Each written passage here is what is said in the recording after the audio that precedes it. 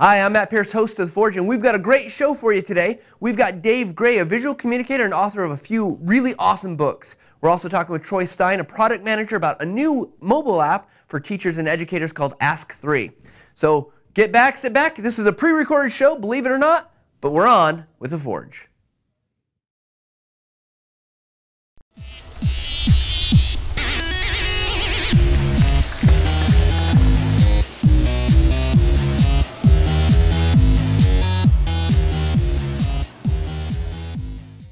All right, before we go to our interview with Dave Gray, just a few things to get out of the way. First of all, if you want to contact us, send us an email, theforge@techsmith.com. You can also send us a tweet at #TSCForge. So we'd love to hear from your comments if you've got ideas or suggestions for the show. But let's go over to our interview with Dave Gray. Again, he's an author, visual communicator, and he's got some great tips for everyone about how you too can communicate visually.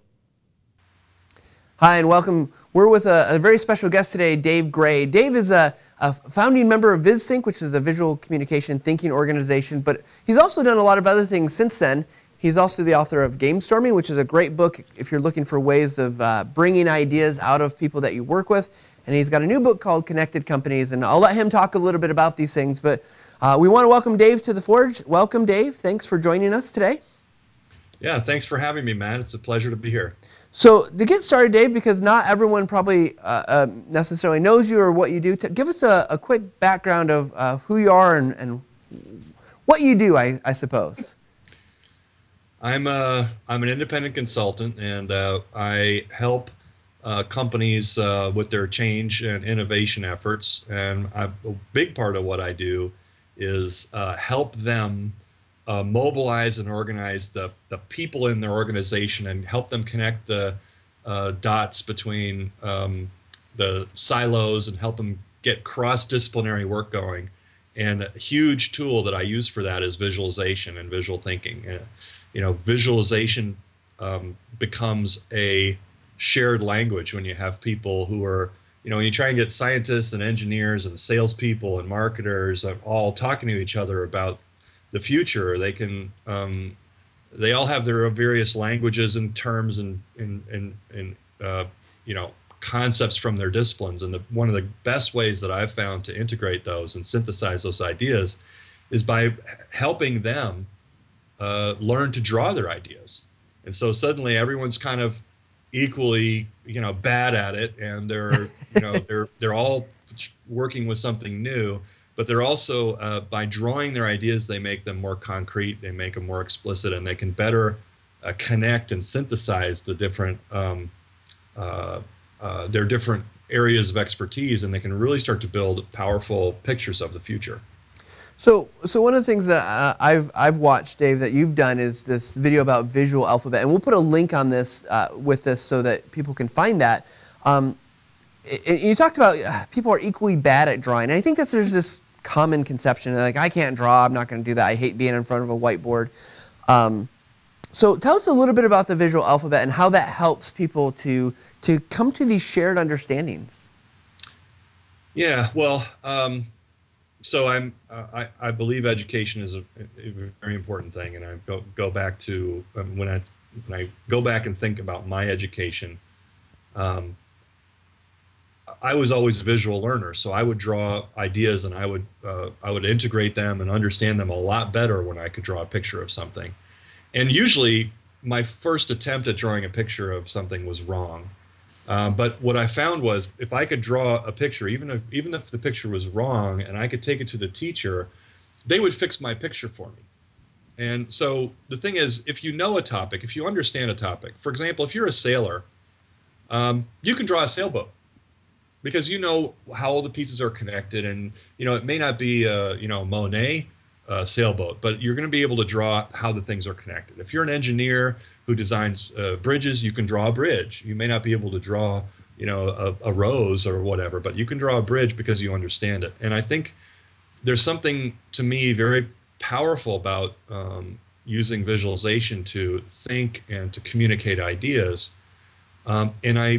So where the visual alphabet came from was this idea that I had that we have mathematics, we have a language for exploring quantities and numbers, and we have a way of learning it. And it's the same is true with reading and writing. You know, we have an alphabet, and so we have in mathematics we have numbers, and in a written language we have the alphabet, and and I think, you know, my realization was I went to art school, and there's a lot of great stuff that you learn in art school about how to collaborate visually, how to critique work, how to formulate concepts. You learn things about color, and I realized that this stuff should be taught in the very early years of education, not after you get out of high school. It's way too late to really start to try and integrate these ideas. We should be teaching visual thinking in kindergarten. We should be teaching it in, you know, primary and secondary school. It should be just as important, in my belief, just an important part of the curriculum as math and reading and writing. I haven't come up with an R for it yet. We have reading, writing, arithmetic, something or other, but drawing. Yeah, I think that works. Roaring. Roaring. But so what I realized was that we didn't have that on-ramp in the early stages of education, and that we would need to develop a curriculum. And so how do you learn math? You learn numbers. You just learn to count from 1 to 10. You learn the concept of zero. How do you learn the alphabet? Well, A is for apple, B is for ball, C is for cat. You learn the alphabet. Then you learn to make simple expressions. You learn to write words. You learn to you learn simple mathematical equations like 2 plus 2 and, you know, 5 plus 7 or whatever. You start to work those things out. You start to make simple sentences, and you grow up from there. And in visual thinking, we don't have anything like that. So I thought, okay, well, what do we have to start with? We need an alphabet. We need it, you know, and so I did a survey of Western civilization and all the kind of the most basic symbols that were most commonly used across all cultures. There's a great book on this called, I think might be called The Dictionary of Symbols, and one of the appendices of the book the guy had a great survey, and I can send you a link to that. And so out of these, I synthesized 12 basic shapes that if you can draw these 12 shapes, you can draw anything. So they're kind of like, just like letters. You know, it might sound, if you didn't know about the alphabet, you know, it might sound strange that if you learn 26 letters, you could express any idea that you might have in your mind. And if you didn't understand mathematics, it might sound a little strange that with 10 symbols, really, you could perform almost any, you could express almost any quantity. Yeah, you know, Dave, one of the things I love about your visual alphabet is, one, that it does give this kind of concrete structure. You know, we talked with Dan Rome, author of Back of the Napkin, and he talks about, he's kind of created a structure for himself, you know, these six questions. But I think with the two, it's interesting because you're providing, I feel like, the letter structure. And some of the things that if you apply what Dan's doing, it provides this other kind of grammar. And using these things is really interesting. But the part that I think struck me is in this particular, in Gamestorming, there's a section about where you talk about drawing cats as kind of this kind of introduction to, you know. Yeah. And the thing is, you lay out, I think there's probably 8 or 9 ways to draw, like to represent a cat. Yeah. And I love that unlike words, well, not so, maybe so unlike words, but you get this flexibility that if I see a cat as a circle with, you know, triangles and lines, people, oh, that's a cat. Mm-hmm. But if someone does maybe a much more rich detailed, they still get it, it's a cat. And I love that idea that the level of complexity can vary, but you can convey the same kind of meaning over and over. Yeah, I think that's an important point, is that, you know, when I talk about visual thinking, I'm talking about using visualization as a language. And, you know, not everyone has to be Shakespeare or Hemingway in order to use a language. You don't have to be Rembrandt, you know, to use visual language. And, you know, what's funny is people will say, you know, oh, I can't draw, I'm no artist, I'm not Picasso.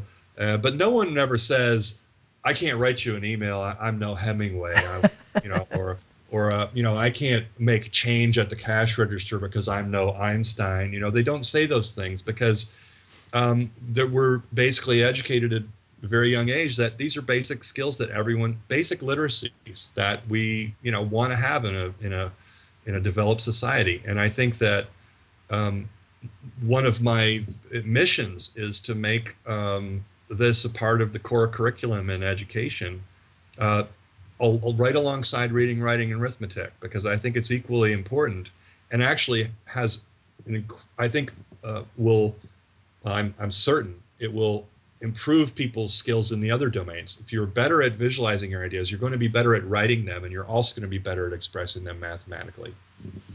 Yeah, I think everyone that knows me, I've got notebooks full, and especially in this last couple of years, really tried to add more and more visualizations to it. So I'm definitely on board with this. One of the things, and I want to talk to you we'll get to this question here, but I want to talk about your tools that you use because I know you get asked a lot. But before we do that, this idea of, I like the idea that we're connecting an engineer and maybe someone who's not an engineer, maybe it's a technical writer or structural designer, or maybe it's a marketing person, connecting them through visuals. So what do you think is the trying to get to the right question here, the kind of the root thing that visuals allow? Why does that work so well for these disparate kind of thinking people to connect over visuals? Is it just because you can see it, or is there something more to it that allows this connection to happen? Well, when you visualize something, especially something that's relatively complex, that has a bunch of different parts, what you can do with a visual that you can't do with, let's say, text, is you can see the whole thing at once. You can see the whole structure. You can't do that with text. Text is essentially linear. Just think about if you walk into a museum and you see a giant painting, you can see the whole thing. And then you can also deconstruct it down to its parts. You can't do that with, let's say, a book. You can't see the entire structure of a book in one big image. You can only see, you have to go through it. Yeah, it's like a movie. You have to go through it from the beginning to the end, because it's got a story structure which has to unfold over time. When you put something in a picture, let's say, even though it might, let's say, be the structure of a novel or the structure of a movie, the whole story, you can see the whole thing in one image. You can start to make, I think, you can study it as a system better. You can understand the interplay and the interdynamics of the system much, much better. And there are, I could draw you this maybe more easily than I could say it, but shall I draw this for you? Yeah, sure. Let's do that. So okay, all right. Let me show you what I mean, and I think I've done this in a video before too. So let me share my screen with you, and I'll show you something. And I'm sorry, I can't remember where I first heard this, but it's not necessarily my idea. But so, can you see my screen now? It's coming up. Just give it 1 second. There we go. We can see it now. So now imagine an org chart, okay? Okay, you've got Jane up here, and then you've got, she has 3 direct reports. Bill, Bo, and Barb. And then they each have 3 direct reports, and I'm just running out of names, so I'm just going to give them A, B, and C. Okay, we're starting to describe a relatively complex structure, right? Yes. A, B, C, D, E, F, G, H, I. So now we have a picture of an organization, right? Now, when we have this whole thing, we can start to ask questions of this picture. We can say, okay, well, how many people report to Jane? And you can answer it, because you just look at the picture and you can see it, right? We can say, let's say that F and I are on a cross-functional team that they're working together, and B and E, whoever those people are also on a cross-functional team. And now I can ask the question, okay, well, of Jane's direct reports, how many of them have people on their team who are working on a cross-functional team? And I can say, actually, all 3 of them do, right? Because I can look at the picture and answer that question. You follow me? Yeah, absolutely. All right, so I'm going to stop sharing now because I think I made my point. Basically, what it comes down to is when you have a relatively complex structure with lots of interconnections, there's a lot of power to being able to see the whole thing at once, because you can ask the picture questions. You can say, okay, well, where's the weakest point in this system? You know, and you can look at the whole thing. Now, if you had to read through a whole text every time, you miss a lot of things. And I've noticed even in the process of creating a book with editors, you know, let's say you've got a book and you've got it designed, and you've got images that are associated with certain things. The editor goes and he changes one thing and changes the whole flow of the book, and all the pictures move around and they're all in the wrong place, because it's this sequential nature of text creates a you know, well, I have another story I could tell you about something that came up in my consulting activities, where this company had a binder full of the new things that were going to happen in this change initiative, and we were drawing the system on the wall as a way to explain this change to people. And they had a 4-week process that people were going to have to go through. And once we drew the picture, I was looking at the picture and I asked the question, well, this person here in week 3, they have to deliver this report. But the information that they're going to need for this report is not going to be available till week 4. So how are they going to make their report? And the fact is that they were ready to launch this change initiative and they had not noticed this problem. And it wasn't until, and this thing was imminent, okay?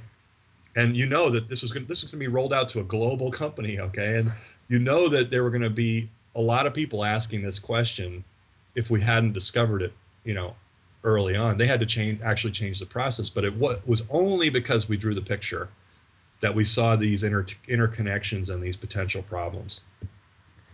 So. Well, I think that's great. I jotted down in my notebook just this idea of you can ask the pictures questions, because I think that's, you know, what you said of, you know, movies and books, they have a flow, but you look at this image and it really does, all in one, it tells a story that, you know, like week 3, you can't report on data from week 4. So yeah, you can't pull information from the future. If we could make a lot of money. We should work on that. Figure that out. That would be fantastic. So now, Dave, before we're running out of time here, but I want to make sure we talk about this, because obviously lots of people want to know. If they watched your Alpha video, or I know you recently did one for O'Reilly about the connected company. How do you go about making those very visual drawing type videos? What tools process do you go through? I get asked this question all the time. I make these videos. Just like I just did a minute ago with you in this org chart drawing.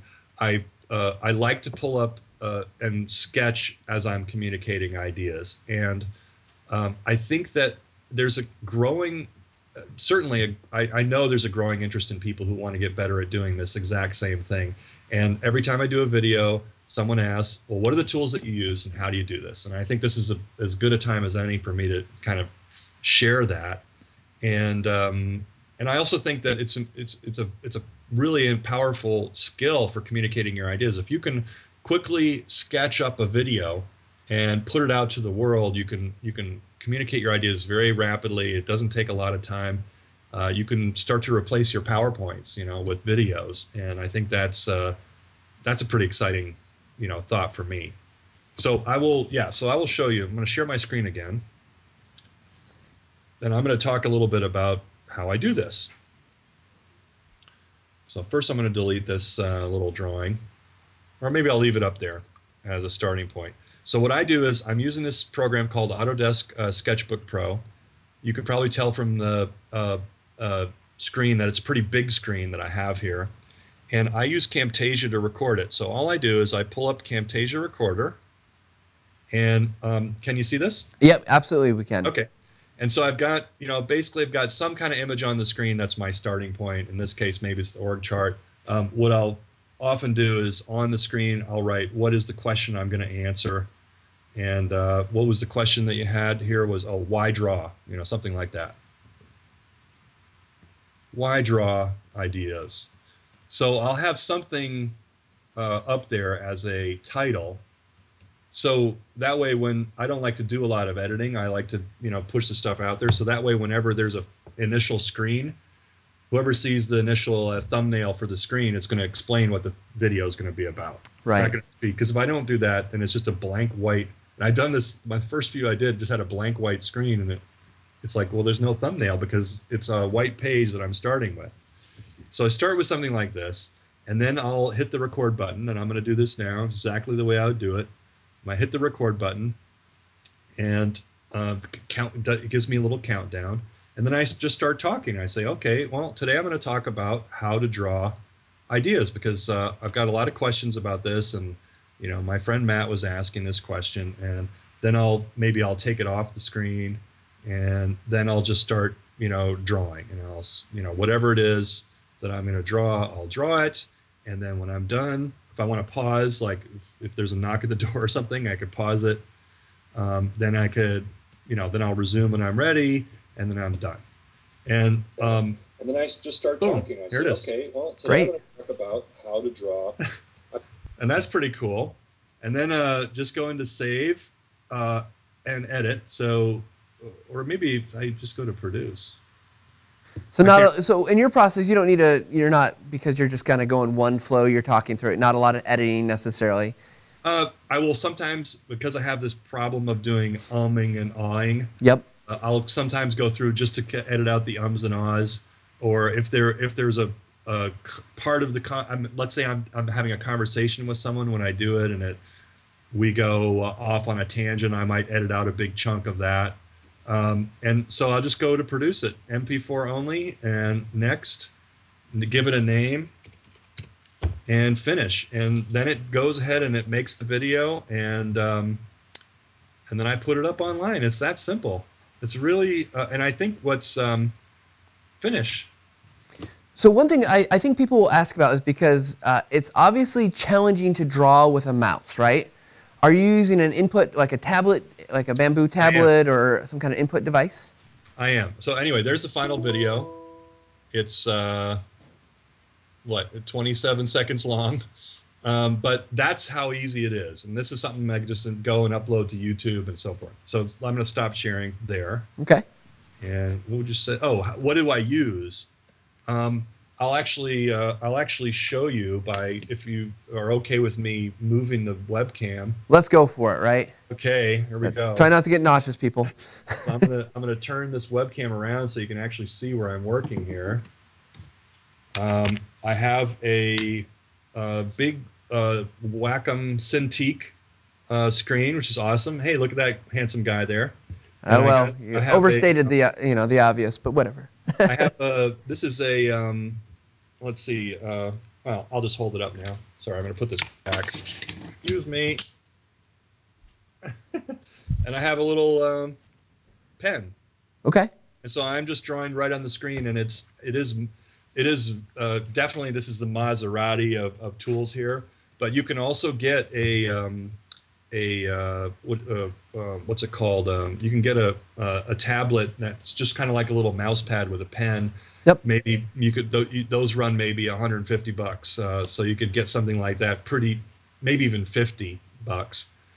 So you could start, if you weren't sure about it, you could start that way and move your way up. But I've certainly do enough of these, and I've found it to be incredibly fun to be able to just write on your screen with a pen. It's pretty neat.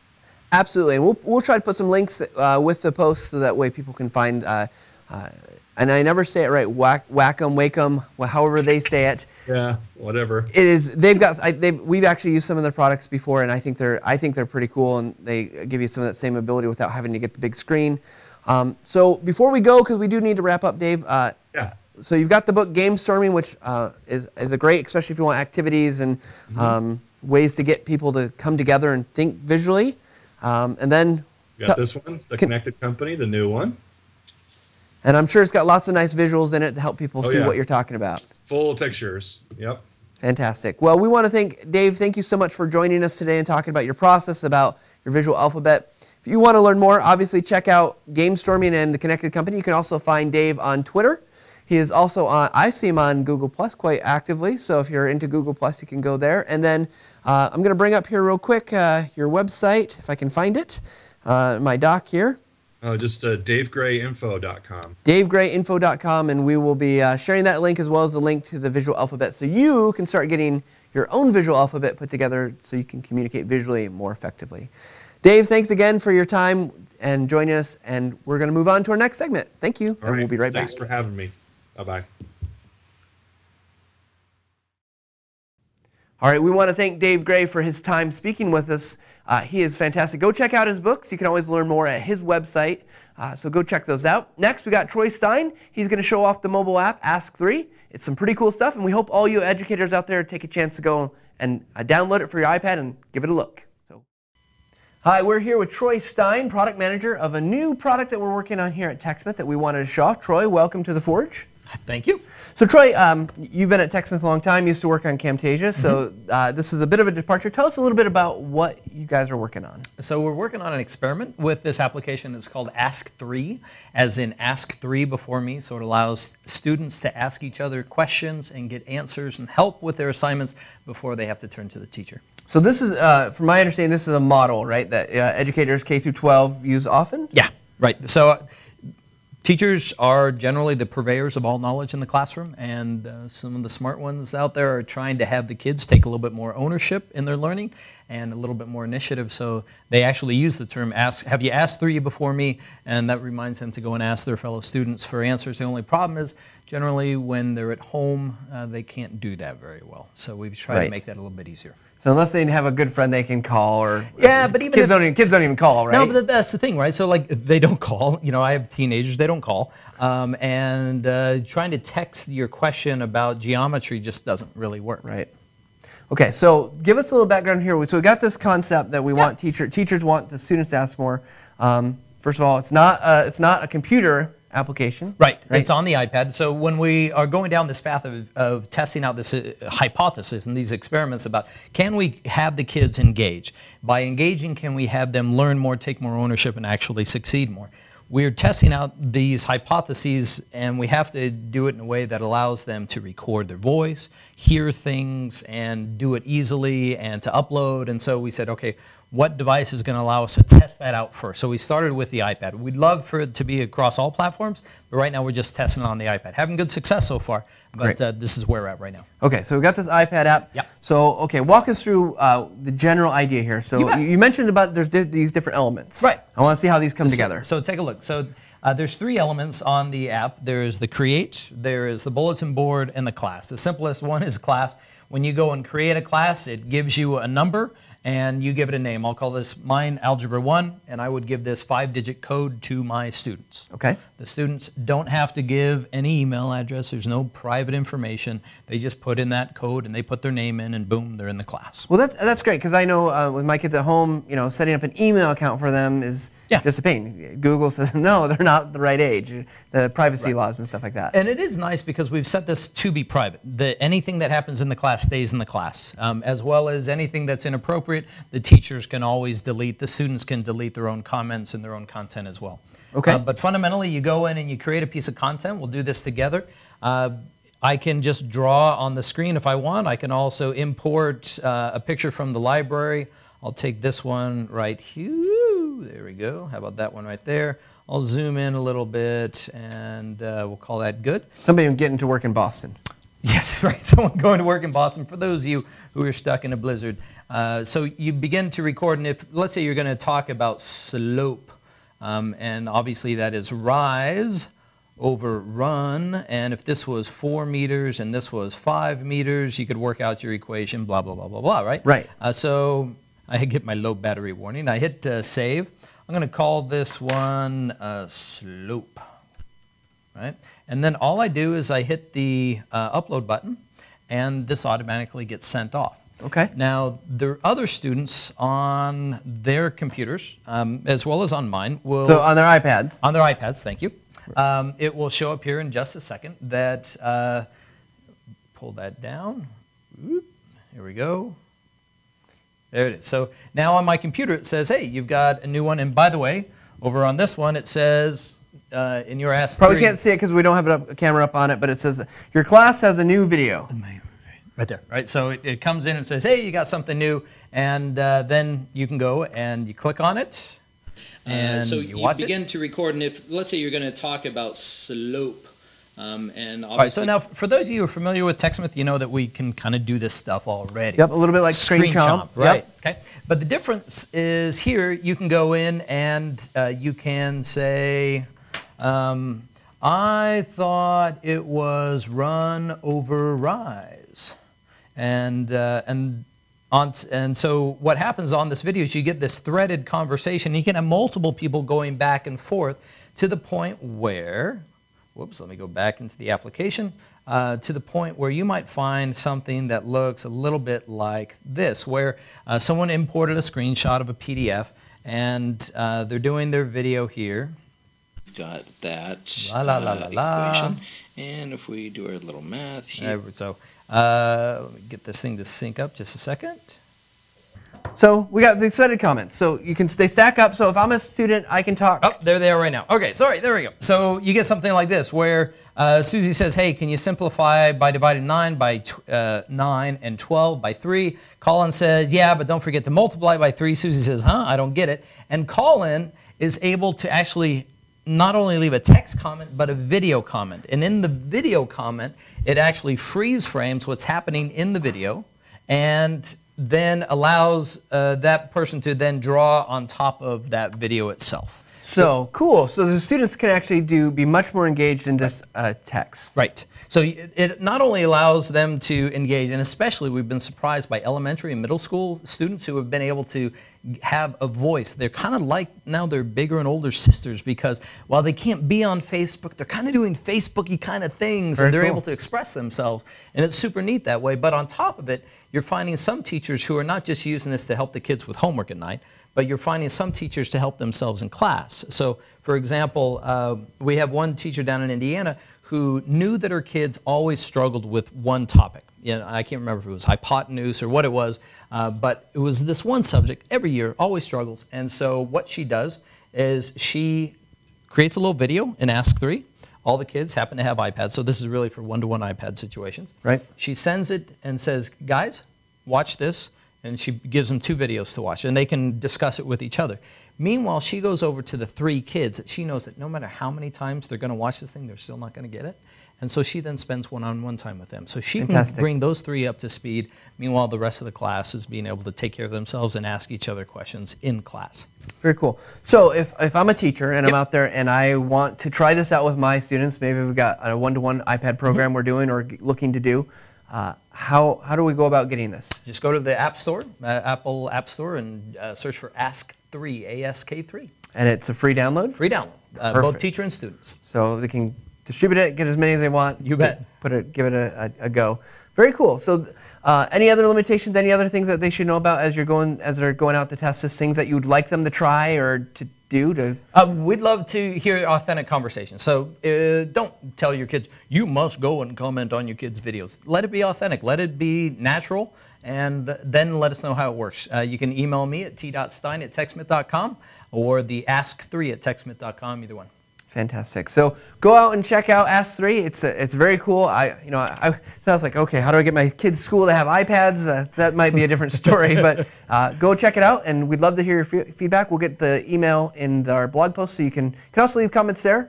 If you want to we can always pass those on to Troy. Maybe we'll have to you might have to make him a video though, because that's kind of his thing. Videos work. Troy, thank you very much for telling us about Ask 3. Thanks, guys. We'll be right back. All right, again, our thanks to Troy Stein, Dave Gray for another great episode of The Forge. We did something a little bit different today. We tried pre-recording everything. Tell us what you think. Did you like it? Did you hate it? Do you want it live? Do you don't care? You just want to see us record everything and break it up in small pieces? Let us know at theforge@techsmith.com. We'll be back next month. We got some other great guests coming your way. We'll make sure that you're following the blog and check that out. We'll get that news out as soon as we have it. So take care and thanks again.